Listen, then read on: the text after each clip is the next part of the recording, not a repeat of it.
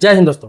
जो लोग अब नया में पासपोर्ट बनवाने वाले हैं उनको ये अपडेट जरूर जानना चाहिए, क्योंकि पासपोर्ट के नियम को लेकर कई बदलाव किए गए। आपको अब कौन कौन सा डॉक्यूमेंट्स लगेगा, ECNR पासपोर्ट बनवाने के लिए कौन सा डॉक्यूमेंट्स लगेगा, किसमें कितना पैसा लगेगा, क्योंकि पैसे की बहुत बढ़ोतरी हो चुकी है, फीस बहुत बढ़ चुका है, तो अब पासपोर्ट बनवाना सस्ता नहीं रहा। और भी बहुत सारी पासपोर्ट से संबंधित महत्वपूर्ण जानकारी इस वीडियो में देने जा रहा हूं। पूरे वीडियो में आप बने रहेंगे। अगर नए पासपोर्ट कभी बनवाने वाले हैं या बनवाएंगे तो ये वीडियो आपके लिए बहुत महत्वपूर्ण साबित होगा। पहले फीस की बात कर लेता हूं तो 36 पेज का नॉर्मल जो पासपोर्ट अभी तक बनता था, लोग अप्लाई करते थे, उसमें मात्र और मात्र 1500 रुपया के फीस देना पड़ता था। ऑनलाइन 1500 रुपया उसमें लगता था। इसके अलावा पासपोर्ट ऑफिस से कोई भी चार्ज नहीं लिया जाता था। अब क्या है, उस फीस को बढ़ोतरी करके 1500 को 2500 कर दिया गया है नॉर्मल पासपोर्ट के लिए। वही तत्काल में बनवाते हैं, जो एक हफ्ते में पासपोर्ट बनता है, तत्काल सेवा वाला, जिसका फीस 3500 रुपया था, उसको बढ़ा के अब 5000 रुपया कर दिया गया है। वही 60 पेज का नॉर्मल पासपोर्ट बनवाते हैं,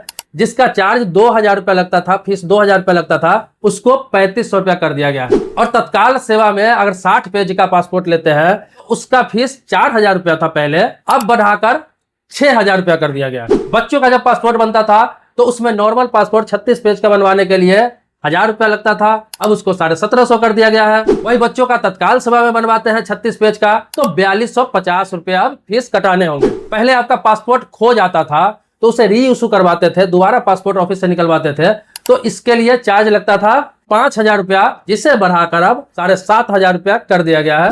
और 60 पेज का पासपोर्ट है, वो खो गया है, दोबारा इशू करवाने जा रहे हैं, तो पहले लगता था आपको 6000 रुपया, अब देने होंगे 8500 रुपया। तो भारत सरकार की तरफ से पासपोर्ट फी में बढ़ोतरी की गई है और अच्छी खासी बढ़ोतरी की गई है। अब बात करते हैं डॉक्यूमेंट्स की। नया पासपोर्ट बनवाने जा रहे हैं तो इस फी के अलावा क्या डॉक्यूमेंट्स आपको लगने जा रहा है। तो ECR पासपोर्ट आप बनवाते हैं तो उसमें क्या है कि डॉक्यूमेंट्स के नाम पर आपको सिर्फ आधार कार्ड और पैन कार्ड से भी आपका पासपोर्ट बन जाएगा। वोटर आई कार्ड साथ में सपोर्टिंग एक डॉक्यूमेंट्स आपको लगाना पड़ेगा। अगर वोटर आई कार्ड नहीं है तो आपका अगर किसी भी बैंक में अकाउंट है तो पासबुक का आपका फोटोकॉपी वहां पे लगाना पड़ता है। बस आपको करना क्या है कि उस पासबुक में एक पासपोर्ट साइज फोटो लगा लेना है और अपने बैंक से मुहर करवा लेना है। तो सिर्फ पैन कार्ड, आधार कार्ड से आपका पासपोर्ट बन जाएगा। उसमें सपोर्टिंग डॉक्यूमेंट्स में या तो बैंक का पासबुक जो मैंने आपको बताया, या वोटर आई कार्ड है आपके पास तो वो लगा देंगे। इसके अलावा कोई भी डॉक्यूमेंट्स की अब जरूरत नहीं है। ये बिल्कुल सिंपल साधारण प्रोसेस है और आसानी से आप पासपोर्ट अप्लाई कर सकते हैं इस डॉक्यूमेंट्स पर ऑनलाइन। इसके बाद अप्लाई करते हैं तो आपको बुलाया जाता है। जिस दिन का अपॉइंटमेंट रहता है आप पासपोर्ट ऑफिस जाते हैं, वहां पर आपका वेरिफिकेशन होता है, आइज थंब सबका वेरिफिकेशन किया जाता है। उसके बाद क्या है कि उसके 1-2 दिन बाद ही आपके पास पुलिस वेरिफिकेशन के लिए आते हैं और उसके 3 से 4 दिन बाद आपके घर पे पासपोर्ट आ जाता है। मैक्सिमम अब 10 दिन का समय लगता है और आपको पासपोर्ट बन के मिल जाता है। अब बहुत ज्यादा झंझट नहीं है। ECR पासपोर्ट उनके लिए है जिनके पास कोई डिग्री नहीं है, एजुकेशन नहीं है, कम पढ़े लिखे हैं, मतलब 10वीं पास से आप नीचे के हैं, तो ECR पासपोर्ट आपका बनता है, जिसको इमिग्रेशन चेक रिक्वायर्ड कहा जाता है।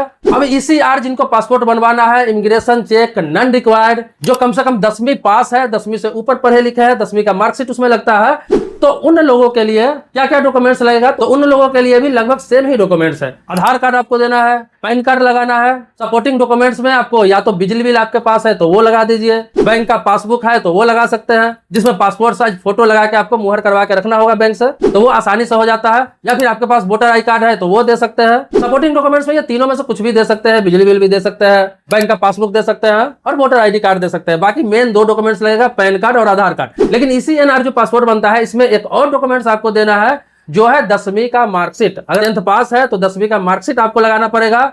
उसके बाद जो पासपोर्ट बनता है वो ECNR पासपोर्ट बनता है, इमिग्रेशन चेक नॉट रिक्वायर्ड। इस पासपोर्ट पर आप विदेश में अच्छे खासे काम के लिए जा सकते हैं, कोई प्रोफेशनल काम के लिए जा सकते हैं, एजुकेशन के लिए जा सकते हैं, कोई बिजनेस के लिए जा सकते हैं।